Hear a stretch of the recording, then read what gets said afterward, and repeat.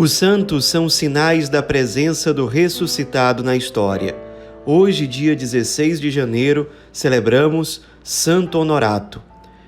A biografia mais antiga de Santo Honorato é muito antiga mesmo e foi escrita por um discípulo dele, seu sucessor no episcopado, Santo Hilário, que nós celebramos há poucos dias. Honorato nasceu em Roma, era de uma família muito nobre e rica. Nasceu em data incerta, mas com certeza na segunda metade do século IV. Foi instruído em todas as ciências da época, era um jovem e se tornou depois um homem de grande cultura. E, embora tenha nascido num ambiente pagão, numa família pagã, ele acabou tendo contato com o cristianismo, se converteu. À revelia dos pais, ele foi batizado. E os pais dele e os familiares em geral, ao saber da decisão dele, da conversão dele ao cristianismo, passaram a hostilizá-lo, deixá-lo de lado. Ele foi perseguido, foi vítima de piadas, de certas sanções, passou a ser mal visto pela família. Mesmo assim, ele se manteve firme e ainda conseguiu atrair para o cristianismo o seu irmão, que era chamado de Venâncio.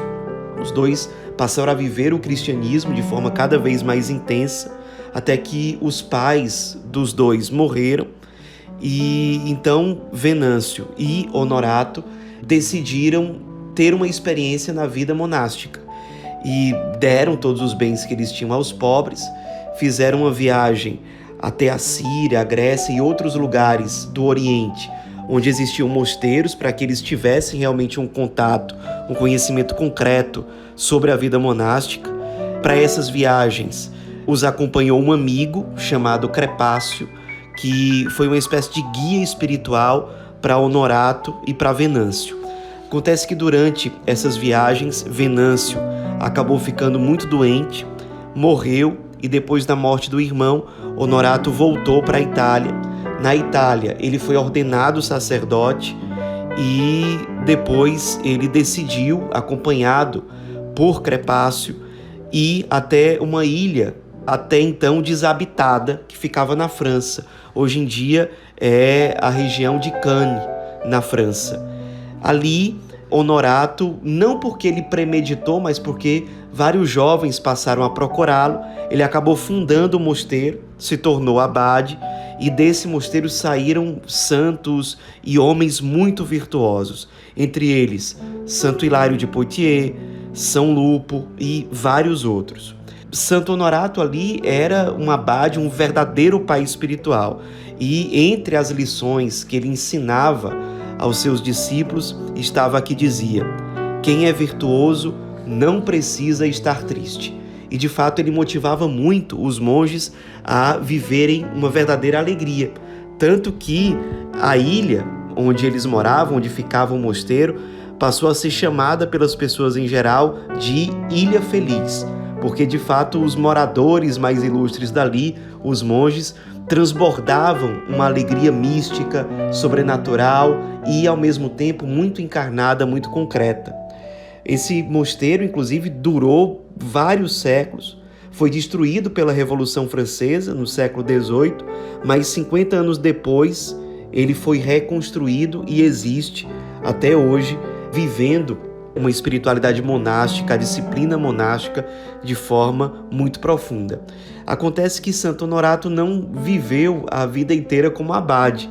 Ele acabou sendo escolhido para ser bispo de Arles, que era uma das dioceses mais importantes da França nesse tempo, e como bispo de Arles, ele se destacou muito pelo pastoreio, pelo zelo pastoral, e como bispo em Arles, ele faleceu no dia 15 de janeiro de 429, sendo depois sucedido no episcopado pelo seu discípulo Santo Hilário. Aliás, Santo Hilário, por ocasião da morte do seu grande mestre espiritual, escreveu o seguinte: vós mesmos fostes testemunhas do seu cuidado e de sua vigilância.